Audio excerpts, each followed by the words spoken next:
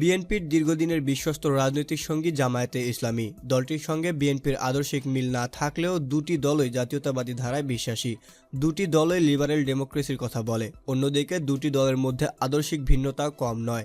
বিএনপির প্রতিষ্ঠাতা জিয়াউর রহমান মুক্তিযুদ্ধে সম্মুখ সমরে লড়াই করেছেন, ছিলেন একটি ফোর্সের প্রধান। আর জামায়াত ইসলামী বাংলাদেশের স্বাধীনতায় বিশ্বাসী ছিল না। উল্টে মুক্তিযুদ্ধের সময় মানবতা বিরোধী অপরাধে জড়িয়ে পড়েন অনেকেই। এ কারণে তাদের অনেক নেতাকে দণ্ডিত হতে হয়েছে। এই বাস্তবতা সত্ত্বেও দুটি দল প্রায় 2 দশক ধরে জোট করে একই ধারার রাজনীতি করে আসছে। শত চড়াই উতরাই পেরিয়ে তাদের ঐক্য অটুট রেখেছে। রাজনীতির উত্তাল সময়ে নিজেদের মধ্যে মান অভিমান বিভেদ দেখা দিলেও তারা একই মোহনায় মিলেছে। সম্প্রতি এ দুটি দলের মধ্যে দূরত্ব বেড়েছে নানা কারণে। একাদশ জাতীয় সংসদ নির্বাচন কেন্দ্র করে এই দূরত্ব। নির্বাচনের পর এ দূরত্ব আরও বেড়েছে।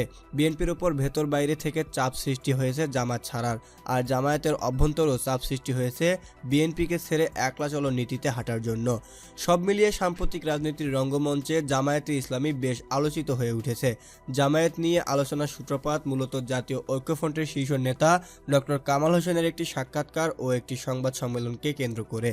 ভারতের একটি বহুল প্রচারিত গণমাধ্যমকে দেয়া সাক্ষাৎকার ও নির্বাচনোত্তর ঢাকায় একটি সংবাদ সম্মেলনে প্রবীণ এ আইনজীবী জামায়াত ইসলামীকে নিয়ে কথা বলেন। তার সাক্ষাৎকার ও সংবাদ সম্মেলনের মূল কথা ছিল বিএনপি একাদশ জাতীয় সংসদ নির্বাচনে জামায়াতকে নিজ দলীয় প্রতীক ধানের শীষ দিয়ে ভোট করার সুযোগ দেবে জানলে তিনি বিএনপির সঙ্গে ঐক্য করতেন না। তাদের সঙ্গে ঐক্য ধরে রাখতে হলে বিএনপিকে জামায়াত ছাড়তে হবে। ডক্টর কামালের এই বক্তব্যের পরই তোলপাড় শুরু হয় বিএনপি জামায়াতের ভেতর বাইরে। বিএনপির প্রতি চাপ সৃষ্টি হয় জামায়াত ছাড়ার। আবার জামায়াতের ওপর অভ্যন্তরীণ চাপ শুরু হয় যে বিএনপি যদি জামায়াতকে বোঝা কিংবা দায় মনে করে তবে তাদের সঙ্গে থাকার যুক্তি কি। জানা গেছে জামায়াত ইস্যুতে টানাপোড়েন চলছে জাতীয় ঐক্যফ্রন্ট ও বিরোধী জোটে। স্বাধীনতা বিরোধী এ দলটিকে ছাড়ার চাপে রয়েছে দুই জোটের নেতৃত্বে থাকা বিএনপি। একাদশ জাতীয় সংসদ নির্বাচনে ফল বিপর্যয়ের পর জোটের অন্যতম শরিক ডক্টর কামাল হোসেনের গণফোরাম স্পষ্টভাবে জানিয়ে দিয়েছে জামায়াতের সঙ্গ ছাড়তে বিএনপির ওপর চাপ প্রয়োগ করা হবে। বিদেশিদের দিক থেকেও এই একই চাপ রয়েছে। বিএনপির মধ্যম সারির অনেক নেতা মনে করছেন জামায়াতের সঙ্গে জোটবদ্ধ থাকায় বিএনপি নানাভাবে ক্ষতিগ্রস্ত হচ্ছে, তাদের জোট থেকে বের করে দেওয়া উচিত।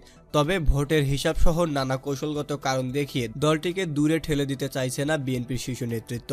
তবে জামায়াতের শীর্ষ নেতারা বলছেন জামায়াতের জোট হয়েছে বিএনপি চেয়ারপারসন খালেদা জিয়ার সঙ্গে, সুতরাং বিএনপি চেয়ারপারসনই এ বিষয়ে সিদ্ধান্ত দিতে পারবেন, আর কেউ নয়। সংশ্লিষ্ট সূত্রে জানা গেছে এসব তথ্য। জামায়াতকে নিয়ে একাদশ জাতীয় সংসদ নির্বাচনের আগেও নানা রকমের সংকটে ছিল বিএনপি। ডক্টর কামাল হোসেনের দল গণফোরাম সহ বেশ কয়েকটি রাজনৈতিক দল বিএনপির সঙ্গে জোট গড়তে দেরি করে মূলত জামায়াতের কারণে। এক পর্যায়ে 20 দলীয় জোটের বাইরে জাতীয় ঐক্যফ্রন্ট নামের নতুন জোট গড়া হলেও জামায়াত নেতাদের ধানের শীষ প্রতীক দিয়ে আসন ছেড়ে দেওয়ায় নির্বাচনের পর অসন্তোষ ব্যক্ত করেন ডক্টর কামাল হোসেন। জামায়াত সূত্র জানায় জামায়াত ছাড়ার চাপ যেমন বিএনপিতে রয়েছে তেমনি 20 দলীয় জোট ছাড়ার চাপ রয়েছে জামাতেও। দলটির একটি অংশ মনে করে শুধু বিএনপির সঙ্গে জোটের কারণে গত 10 বছর তারা সরকারের অত্যাচার নির্যাতনের শিকার হচ্ছেন। তাদের নেতাকর্মীরা বাড়িতে থাকতে পারেন না। গত 10 বছরে বহু নেতাকর্মী নিহত হয়েছেন, গ্রেপ্তার হয়েছেন 2 লাখের অধিক। তাদের বিরুদ্ধে মামলা হয়েছে অন্তত 25,000। 2013 ও 2015 সালের আন্দোলনে বিএনপির পাশে জামায়াত ছাড়া আর কেউ দাঁড়ায়নি। এত ত্যাগ স্বীকারের পরও বিএনপির কাছ থেকে তারা মূল্যায়ন পাননি। বিএনপি জামায়াতের রাজনৈতিক পর্যবেক্ষকরা বলেছেন 1997 থেকে 2015 সাল পর্যন্ত বিএনপির সঙ্গে জামায়াতের সম্পর্ক ছিল সবচেয়ে মধুর। জামায়াতকে রাজনীতিতে শক্ত জায়গা করে দেওয়ার জন্য বিএনপিকে কম কথা শুনতে হয়নি। বিশেষ করে 2001 সালে জামায়াতের 2 নেতাকে মন্ত্রিসভায় ঠাঁই দেওয়া ও সরকারি সুযোগ সুবিধা দেওয়ায় বিএনপিকে এখনও অনেকে সহ্য করতে পারছেন না। জামায়াত ও বিএনপির সেই আস্থার প্রতিদান দেওয়ার চেষ্টা করেছে প্রতি পদে পদে। বিশেষ করে 2005 সালের শেষ দিকে আওয়ামী লীগের সরকার বিরোধী আন্দোলনে মাঠে থেকে বিএনপিকে সর্বোচ্চ সহায়তা করে জামায়াত। শুধু তাই নয়, 2014 সালের নির্বাচন পূর্ববর্তী ও পরবর্তী সময়টাতে একতরফা ভোট ঠেকাতে জামায়াত ছিল বিএনপির রাজপথের সঙ্গী। সারা দেশে আন্দোলন সংগঠিত করতে কাণ্ডারির ভূমিকা রেখেছে ধর্মভিত্তিক এই দলটি। দৃশ্যপট পাল্টাতে থাকে 2014 সালের নির্বাচনের পর, যখন আওয়ামী লীগ মানবতা বিরোধী অপরাধের দায়ে জামায়াতের শীর্ষ নেতাদের একের পর এক দ্বন্দ্ব এমনকি ফাঁসি দিতে থাকে। তখন বিএনপিকে পাশে পায়নি জামায়াত, এমনকি জামায়াতের ওইসব নেতার পক্ষে কোনো প্রতিক্রিয়াও দেখায়নি জোট সঙ্গী বিএনপি। এতে হতাশ ও চরম ক্ষুব্ধ হয়েছে জামায়াত। এরপর থেকে বিএনপি সরকার বিরোধী যত আন্দোলন সংগ্রামের ডাক দিয়েছে সেগুলোতে জামাত নৈতিক সমর্থন দিয়েই দাঁড়িয়ে এড়িয়েছে।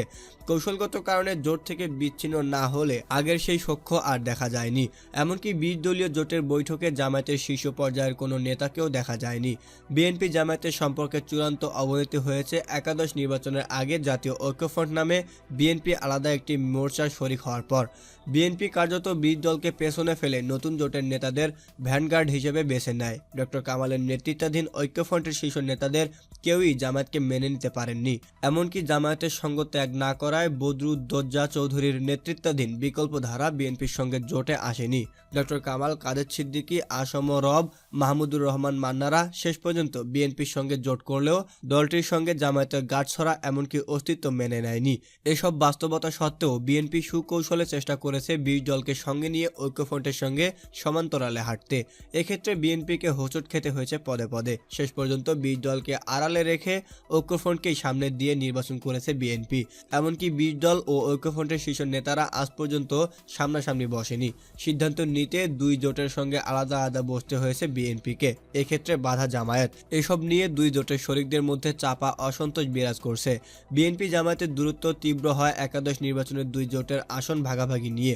একাদশ নির্বাচনে জামায়াতের চাহিদা ছিল অন্তত 35 থেকে 40 আসন। বিএনপি শুরুতে 25 আসন জামায়াতকে দেওয়ার প্রতিশ্রুতি দেয়। পরে সেই সিদ্ধান্ত থেকে সরে আসে দলটি। শেষ দর কষাকষিতে জামায়াতকে দেওয়া হয় মাত্র 22 আসন। জামায়াত এটি মেনে নিতে পারেনি। তারা জোট থেকে বের না হলেও বেশ কয়েকটি আসনে ধানের শীষের প্রার্থীদের পাশাপাশি নিজেদের প্রার্থীও দিয়েছে। একাদশ নির্বাচনে শোচনীয় ভরাডুবি হয় বিএনপি জোটের। দুই জোটের 27 দল মিলে পায় মাত্র 7টি আসন। বিএনপি 5টি আসন পেলেও জামায়াত একটি আসনও পায়নি। এরপর জামায়াতের সঙ্গে বিএনপির সম্পর্কের অপরিহার্যতা নিয়ে প্রশ্ন উঠতে থাকে। বিএনপিতে জামাত বিরোধী বলয় হিসেবে যারা পরিচিত তারা এখনই মানবতা বিরোধী অপরাধে অভিযুক্ত দলটির সঙ্গ ছাড়তে চাপ সৃষ্টি করছে শীর্ষ নেতাদের। যারা জামায়াতের সঙ্গ ত্যাগের পক্ষে জোরালো অবস্থান নিয়েছেন তাদের যুক্তি হচ্ছে, এতদিন জামায়াতের ভোট ব্যাংকের কথা বলে তাদের সঙ্গে গাঁটছড়া বাঁধার কথা বলা হতো। এবার তো প্রমাণ হলো জামায়াতের রাজনৈতিক অস্তিত্ব বিলীন হয়ে গেছে। তবে বিএনপিতে এখনও যারা জামায়াতকে সঙ্গী হিসেবে দেখতে চান তাদের যুক্তি হচ্ছে, একাদশ নির্বাচন জনপ্রিয়তা কিংবা ভোটের মানদণ্ড হতে পারে না। সেটি হলে বিএনপির মতো এত বড় দল সারা দেশে 5টি আসন কেন পাবে? এদিকে জামায়াতও এত প্রশ্ন কিংবা বঞ্চনা নিয়ে বিএনপির সঙ্গে কেন থাকবে তা নিয়েও ভাবছে। দলটির প্রবীণ নেতাদের একটি বড় অংশের যুক্তি হচ্ছে, শুধু বিএনপিকে রাজপথে ও ভোটের মাঠে শক্তি যোগানোর কারণে তাদের এই রাজনীতির পরিণতি বরণ করতে হয়েছে। একে একে শীর্ষ নেতাদের ফাঁসি দেওয়া হয়েছে। এত কিছুর পরেও জামায়াত নিয়ে বিএনপি অস্বস্তিতে ভুগলে তাদের সঙ্গে থাকার দরকার কি? এসব ভাবনা চিন্তার দোলাচলে সম্প্রতি বিএনপির ডাকে সাড়া দেয়নি জামায়াত। নির্বাচনের পর ধানের শীষের সব প্রার্থীকে ঢাকায় ডাকে বিএনপি। সেখানে জাতীয় ঐক্যফ্রন্ট ও 20 দলের অন্য শরিকদের প্রার্থী ও প্রতিনিধিরা উপস্থিত থাকলেও জামায়াতের কেউই ছিল না। এরপরই ডক্টর কামালের জামায়াত নিয়ে বক্তব্যের তোলপাড় সৃষ্টি হয়। বিভিন্ন রাজনৈতিক দলও ডক্টর কামালের জামায়াত বিরোধী অবস্থানের জন্য তাকে ধন্যবাদ জানান। বিএনপির উপর জামায়াত ছাড়ার চূড়ান্ত চাপ সৃষ্টি হয়। এ বিষয়ে জানতে চাইলে বিএনপির যুগ্ম মহাসচিব সৈয়দ মোয়াজ্জেম হোসেন আলাল বলেন, ডক্টর কামাল হোসেনের জামায়াতের সঙ্গে রাজনীতি না করার প্রস্তাবকে আমরা গুরুত্বের সঙ্গে বিবেচনা করছি। একই সঙ্গে তার কাছে আমাদের দাবি, তিনি যেন আওয়ামী লীগের কাছে আহ্বান জানান, যেসব জামায়াত নেতাকে আওয়ামী লীগ ফুল দিয়ে বরণ করে নিয়েছে, যাদের ইউনিয়ন উপজেলা পর্যায়ের চেয়ারম্যান, মন্ত্রী, এমপি বানিয়েছে, তাদের যেন বাদ দেওয়া হয়। তাতে জনগণ খুশি হবে। তিনি বলেন, জামায়াতের নিবন্ধন নির্বাচন কমিশন দিয়েছে, হাইকোর্টেরও একটি রায় আছে। এরপর জামায়াতকে কেন আওয়ামী লীগ বাদ দিচ্ছে না? এখন শুনছি দল হিসেবে জামায়াতের বিচার করতে আইন সংশোধন করা হবে। এটি নিয়েও তারা রাজনীতি করতে চায়। এ বিষয়ে বিএনপি ঘরানার বুদ্ধিজীবী গণস্বাস্থ্য কেন্দ্রের প্রতিষ্ঠাতা ডক্টর জাফরুল্লাহ চৌধুরী আমাদেরকে বলেন, ডক্টর কামাল সাহেবের বক্তব্য আমরা পূর্ণ সমর্থন করি।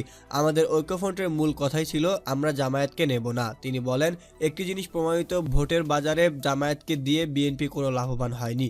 এখন জামায়াত যদি ক্ষমা চেয়ে রাজনীতি করতে চায় তাহলে আমরা ভেবে দেখব। তা না হলে বিএনপির উচিত তাদের বর্জন করা। তবে জামায়াত নেতাদের মতে, যেহেতু জোট হয়েছে বিএনপি চেয়ারপারসন খালেদা জিয়ার সঙ্গে তাদের, তিনি এখন কারাগারে বন্দী আছেন। বিএনপি চেয়ারপারসনই এ বিষয়ে সিদ্ধান্ত দেবেন, আর কেউ নয়। এছাড়া জোট না ছাড়ার অন্যতম কারণ হচ্ছে নিজ থেকে জোট ছাড়লেও ক্ষমতাসীন আওয়ামী লীগের সঙ্গে আতাতের গুজব তৈরি করবে, যা জামায়াতের রাজনীতি শেষ করে দিতে পারে। এ বিষয়ে জানতে চাইলে জামায়াতের কেন্দ্রীয় কর্মপরিষদ সদস্য এহসানুল মাহবুব জোবায়ের আমাদেরকে বলেন, নির্বাচন ও রাজনীতির জন্য জোট হয়েছে, আমরা তো জোটে আছি। ভেঙে দেওয়ার বিষয়ে পরবর্তী কোনো সিদ্ধান্ত না হওয়া পর্যন্ত এই জোট অব্যাহত থাকবে। তিনি বলেন, এই জোটের প্রধান বিএনপি চেয়ারপারসন খালেদা জিয়া, তার সঙ্গে আমাদের নেতারা আলোচনা করেই জোটটি করেছিলেন। তাই শীর্ষ নেতারা কোনো সিদ্ধান্ত না নেওয়া পর্যন্ত জোট থাকবে। এ বিষয়ে জানতে চাইলে বিএনপির মহাসচিব মির্জা ফখরুল ইসলাম আলমগীর আমাদেরকে বলেন, জামায়াত ইস্যুতে ঐক্যফ্রন্টে কোনো ফাটল ধরার সুযোগ নেই। এ জোট অটুট থাকবে, কারণ আমরা অভিন্ন দাবিতে একসঙ্গে আন্দোলন করছি। জামায়াত নিয়ে গণফোরামের সভাপতি হিসেবে ডক্টর কামাল হোসেন বক্তব্য দিয়েছেন, তা ঐক্যফ্রন্টের বক্তব্য নয় বলেও জানান বিএনপি মহাসচিব। ভিউয়ার্স বন্ধুরা, আমাদের ভিডিওটি ভালো লেগে থাকলে অবশ্যই ভিডিওটিতে একটি লাইক দেবেন, বন্ধুদের মধ্যে শেয়ার করবেন, আপনাদের মতামতগুলি আমাদের কমেন্ট বক্সে জানাবেন এবং আমাদের পরবর্তী ভিডিওগুলি পাওয়ার জন্য চ্যানেলটি অবশ্যই সাবস্ক্রাইব করবেন।